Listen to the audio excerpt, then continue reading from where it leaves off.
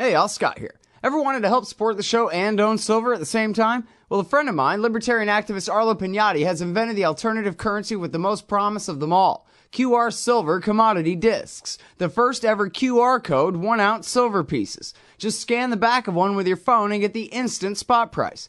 They're perfect for saving or spending at the market. And anyone who donates $100 or more to the Scott Horton Show at scotthorton.org/donate gets one. That's scotthorton.org/donate. And if you'd like to learn and order more, send them a message at commoditydiscs.com or check them out on Facebook at /commoditydiscs. And thanks. All right, y'all, welcome back to the show.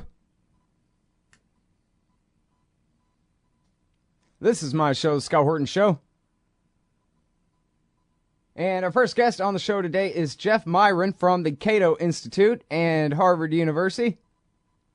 Welcome to the show, Jeff. How are you doing? Good. How are you? I'm doing good. You're the author of this book, Drug War Crimes, The Consequences of Prohibition. I see it here at independent.org, the Independent Institute. David Thoreau and Anthony Gregory and our friends over there, Bob Higgs. And here's your page at Cato, Director of Economic Studies there. Good deal. So the case that you are famous for making is one of my favorites, and it's something that honestly, I just take it for granted so much that I hardly even give it any coverage on this show. And that is legalizing not just weed, but legalizing all drugs in America. And it's especially nice to have the case made by a Harvard economist and a Cato scholar as opposed to some drug addict who just likes doing drugs, even though that should be good enough, in my opinion. Drug addicts can do drugs if they want. But anyway, so go ahead and give us the kind of nutshell case for legalizing drugs, and then I'll try to do my best with follow-ups and stuff, if that's all right. Sure. The nutshell case is that while some people misuse drugs, and the use of drugs is sometimes harmful for the users or for other people, the attempt to suppress drug use, and particularly to try to suppress, irresponsible drug use by outlawing drugs, seems to generate far more negative consequences than beneficial consequences. Driving the market underground leads to more crime and corruption, to quality control problems, significant expenditure, to foregone tax revenue, and other issues. So it's a case where the treatment is clearly worse than the disease, even while accepting that, of course, drug use is sometimes ill-advised. There you go. Well, so I guess, I hate to get all Moses like on you, but what about the children? Because that's always the out, is that, there's a lot of things that, yes, you're right, ought to be up to adults to decide. But if you legalize, especially, of course, the boogeymen, heroin and cocaine, you are telling children that it's okay. And god dang it, it's not, and damn any other consequences. We can't let you tell the children that, Jeffrey. So I think that we let parents and other adults try to tell children what is good for them and what's not for good for them in a ton of cases that are very important without actually going to the extreme of prohibition. Very simple example is alcohol. Alcohol is legal for adults, and we still try to control access for children, but the main reason that kids don't do it, to the extent they don't, is that the parents are involved. There's other things that we don't make illegal at all. We don't make it illegal to not do your homework. It's pretty important to do your homework and things like that, but we let parents make those decisions. Most importantly, a lot of kids have ready access to drugs under prohibition. We're not preventing kids from having access by making it illegal. You just have to walk by most high schools, in the middle of the day, and you'll see there's some kids outside, looking a little slightly shady because they're selling drugs. So the policy is just not doing what it's trying to do. Yeah. I was having a conversation earlier on a different topic where this just kind of came up as an example, but I think it's important for this case. I actually remember where I was when I was 14 and with my 14-year-old friends, and we all decided that we liked smoking weed. It made us real high, and we didn't see what the big deal was. We didn't have to puke or feel hungover, feel terrible, like when we got drunk from wine we stole from 7-Eleven. And so apparently my friends concluded, and I remember everyone sitting around in the circle where we were skateboarding, and all of them, the gears turning in their heads as they all agreed and came to consensus that everything they told us about all drugs apparently is a lie. So let's get a hold of any and all drugs that we can possibly get a hold of now, because apparently it's all no big deal just because they lied to us about weed. And I knew a little bit better than that and thought, well, I think they might have a case, because I think I learned why some of these drugs actually could be harmful in other ways and where. But for them, that was all they needed to know, was that they've been so propagandized against the devil weed that as soon as they realized what a big deal it wasn't, they just assumed that was the case for all the rest of the drugs. That's how 14-year-olds think, I agree with that, and I think that's one of the crucial reasons that outlawing drugs, as opposed to milder measures that might be adopted to try to discourage the use of drugs, such as tax rates or education information, are misguided, is because when you outlaw something, you're saying it's just verboten. It has no legitimate use. You should never do it. That it's a really, really horrible thing. But kids figure out that while sometimes people clearly have bad outcomes from using drugs, that it's not this horrific boogeyman that it's made out to be. And then they stop listening to lots of things that adults tell them. They figure adults are just, BSing them a lot of the time. And so that means we don't have the ability to make nuanced and sort of thoughtful, constructive suggestions to kids, like you shouldn't probably be, as a 16 or 17-year-old, doing lots of drugs and alcohol, but for sure you shouldn't be driving under the influence. And if we gave the sort of more nuanced message, I think more kids would say, I'm not necessarily going to listen to you about whether I consume alcohol, but I will try not to drive under the influence of alcohol, and that would be a huge benefit. Right. Well, and you really bring up a point there, maybe I accidentally did, kind of about prohibition of alcohol, where all of my early experiences with alcohol, maybe this is for the good actually, were with hard, either liquor or wine. It made me terribly sick, so I never did become a drinker. But none of us kids, we could have gotten a lot worse trouble for it, and stealing and all kinds of things, because we didn't have access to just Budweiser. Right? We didn't get to learn how to drink on Budweiser. We learned how to drink from somebody swiped a bottle of Jack from their old man or something, because that was all we could get. Right. So same kind of, perverse incentives get built into the situation, And there's a lot of examples from other societies that do use alcohol more generally for, say, teenagers who are 14, 15, 16, where it is a more common social activity for younger kids, younger people in their teens to consume moderate amounts of alcohol. And it takes some of the forbidden fruit out of it. It takes some of the mystique out of it. And those places have no worse outcomes, in some cases better outcomes for things like traffic fatalities than the United States. Yeah. And yes, I was kind of a punk kid. Not anymore, though. I'm all grown up now in every way. Now here's the thing that really needs focusing on, and we've still got a couple of minutes before the first break here, Jeffrey. But so can you talk a little bit about maybe what it would look like to have heroin and cocaine for sale legally, and the change, how different that would be from the way it is now for the neighborhood, for the people who are the bystanders of the drug war? Well, I think a crucial thing is that the violence that occurs in many neighborhoods because of the underground nature of the drug market would be much smaller, would essentially disappear. Okay? It means that people who went to purchase these substances would be able to know what dosages they were getting, and that what they were purchasing was actually heroin or cocaine or whatever, rather than some adulterants, or rather than being a purity that was very different than what the seller had indicated.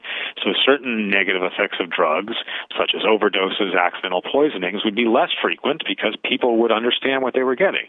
We rarely see those sorts of events, the negative events from use, happen with legal substances because the market makes sure the quality control is reasonable.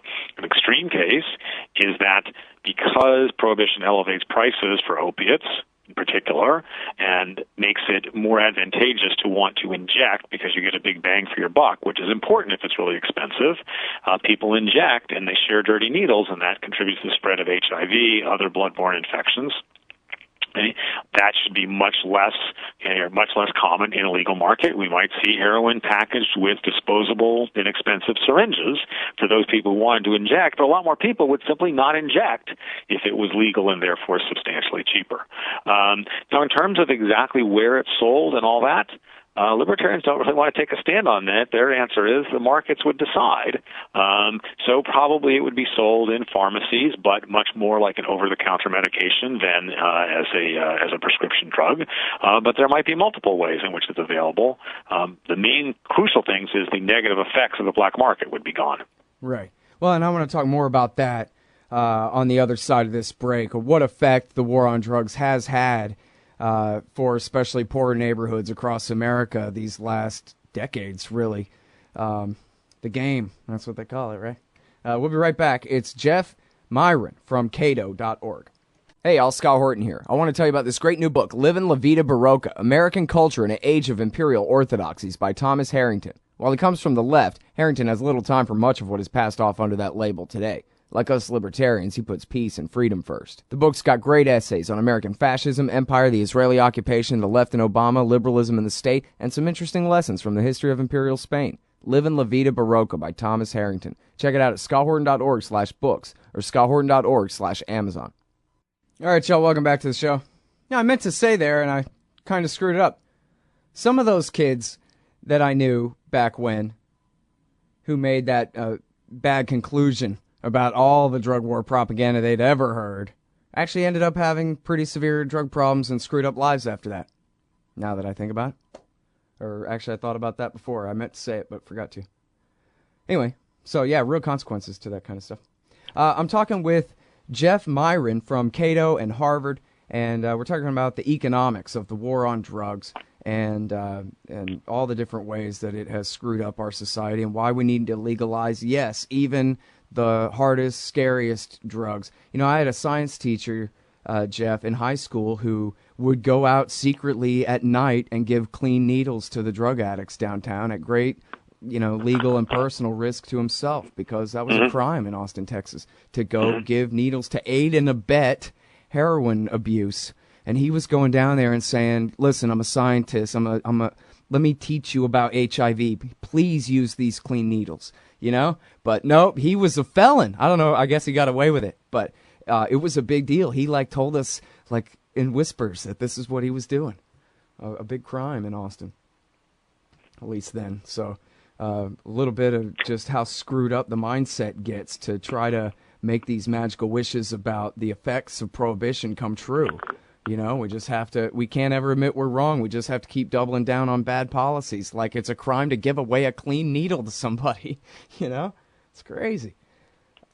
Anyway, so I wanted to ask you about, generations of crime. And I guess, everybody's seen The Wire, but everybody's seen Cops too. And, we have a giant welfare state and giant underclasses in most of the major cities in America, of people who have no real opportunity even for education to have any real opportunity in the market. And so, and they're completely outlawed, really, for being on 10 kinds of probation from Sunday for every little thing, because they don't have any good legal representation and that kind of thing. They're low-hanging fruit for the state for other reasons. So they really have no other business to be in other than drug black markets. And it ends up becoming a vicious and bloody, and depending on where you are, but it can be a brutal trade for people to be involved in, right in the middle of town but people have no other alternative. And we kind of made it this way over decades. What do you think of that? Well, there are certainly many reasons why people in some towns, neighborhoods, et cetera, face a lot of difficulties. It's not just drug policy, it's also education policy and housing policy that are not well designed. But the drug wars certainly play a big role. The violence, of course, directly harms large numbers of young people, mainly, especially African American and Hispanic. But it also creates the wrong incentives for people to try to get rich in the drug trade as opposed to staying in school. It makes those neighborhoods less pleasant, which harms housing values. So it's a significant contributor to the dysfunction in inner cities in particular, and amongst the sort of least advantaged population in particular. Yeah. Now, when it comes to the 2 million people in prison, the 7 million people in some kind of jail or on parole or probation, if you include them as well, do you know roughly what percentage of that is strictly drug war and drug war collateral damage compared to, I don't know, I guess just husbands beating their wives or whatever? Well, it's hard to know exactly how much is the collateral damage. The direct amount, if you look at federal prisoners, is quite substantial. Something in excess of a half of federal prisoners are there on drug charges. For state and local prisoners, which is a much, much bigger amount than federal prisoners, it's maybe 20 to 3% in recent years. So it's not, if you only look at the direct cases, a huge fraction. It's a large fraction. But then there's a lot of indirect effects. Some of the theft, people arrested for theft, for robberies, we're doing that to support drug habits in part. Some of the people arrested for violence was violence that was generated by the drug trade. Some people who are in jail have been sent back for failing a urine test after they got out and were on parole, probation, whatever their initial crime may have been. So I wouldn't be surprised if a fairly substantial fraction you would attribute indirectly to the drug trade over and above the part that's the direct effect of locking people up on drug charges. Mm-hmm. You know, I had a friend that I knew when I was real young. I didn't know him for a long time. I talked to him again. He was a cop in Washington, D.C. I only got to talk to him briefly, but he said basically his job consisted of chasing crackheads around all night. And I told him, well, you know, it's your fault. You know, they'd be sitting at home doing cocaine, and the only reason they're running and doing crack is because you're chasing them, you know, kind of thing. And he had no idea what I was talking about. He couldn't possibly fathom how that could be the case at all. But it occurred to me that, as well as his mind, that really the entire theory of American policing has been completely destroyed by the war on drugs, where anyone who is outlaw drug user is assumed by the cops to be basically subhuman, the lowest scum of the earth. They might as well be rapists and murderers and organized crime rings, even if really they're harmless drug addicts at worst, drug abusers at worst, maybe just users. And it's basically turned the mentality of the police against the entire population of the American people. It's us and them. And if it wasn't for them, they think we would all just tear each other apart. Because of what animals we all are, because they've been, you know, from their soda-straw point of view of the world, that's the way it seems to them. You know, if he wasn't chasing crackheads around D.C. all night, they'd overrun the place. Yeah, that is an assumption many people make. Of course, it's completely belied by experience from when we didn't have drug prohibition laws, from experience with alcohol, from experiences with countries that have much, much laxer drug laws than we do, bordering on legalization, such as the Netherlands or Portugal. But it's a common assertion, unfortunately, not based on the evidence. Yeah. Well, now, so maybe part of the problem is this requires thinking about too much, and that really an opinion in America is a thing that you think the government ought to do to people. So if you don't like drugs, you think drugs should be illegal. It's just as simple as that. There's no economic questions that need to be brought into discussion. That's just how it is, right? Well, I think that there is a tendency for, many people to have a view about what is the right way to run your life, and to think other people shouldn't run their lives the same way. And I think that cuts across party lines to a huge degree. The people who think of themselves as liberal, some people who think of themselves as liberal, some as conservative, have particular views and tend to want to impose those views on others, rather than just saying, I have the way I would like to do things, but I'm going to let other people do things differently. It's basically none of my business. Yeah. Well, I don't know. I guess it does seem, though, on this subject, particularly because pot has been legalized in Washington and Colorado now, that at least people are paying attention to whether, you know, a nightmare breaks out or not. And it seems like the conversation is getting more mainstream about whether, you know, something more reasonable can be done about this. So, you know, and I think it's important for, like, dialectical type purposes that you are staking out the position. Yes, heroin and cocaine, too, because, you know, if we're mealy-mouthed about that, then basically we are ceding, you know, our economic argument about why we're right, you know, that none of this works on any of these drugs. And so, well, I think it's important to talk about those as well as marijuana, partially because many of the people who are advocating for legalizing marijuana have a certain self-interest. They would like to be able to consume marijuana and be left alone by the law, and that's great, but that's not the only reason. We shouldn't just legalize things that lots of people want to do. We should legalize everything, and unless it's really harming innocent third parties, such as driving drunk or something like that. And so people who are heroin users are a very, very small fraction of the population, but their rights, to do what they want to do as long as they're not harming someone else are just as important as those of people who like to drink red wine on Saturday nights or people who like to smoke marijuana. So it's important from that perspective. But also a lot of the expenditure that governments are making, a lot of the violence that's still occurring in drug markets from government driving it underground is not occurring in the marijuana market anymore, partially because the marijuana market has become much closer to being legal. And so if we're going to reduce the violence and reduce the overdoses and reduce the spread of HIV and all those things, we have to be talking about legalizing those other drugs in addition to marijuana. Right. Yeah, I about laughed out loud when I read Mexican pot farmers saying, well, I guess I'm just going to have to grow alfalfa or whatever it was, because I forgot what it was, but it was something, a basic staple, because there's just no money in the pot market anymore. Yeah, well, that's the thing about competition. Competition isn't good for the competitors. It's good for the consumers because the consumers get lower prices. So, yeah, marijuana is just another commodity like everything else. Yep. Some people are not going to be quite so interested in growing it. Right, and that much money stolen right out of the pocket of the local drug distribution warlord in Mexico, too. So, nice benefits all around. Exactly. All right, thank you so much for your time. It's great to make your acquaintance, have you on the show, Jeff. My pleasure. Thanks for having me. All right, everybody. That is Jeffrey Miron. He is the Director of Economic Studies at Cato. Find him at cato.org. And he teaches at Harvard. And you can find his book, Drug War Crimes, The Consequences of Prohibition, at independent.org. We'll be right back in a sec with Ray McGovern.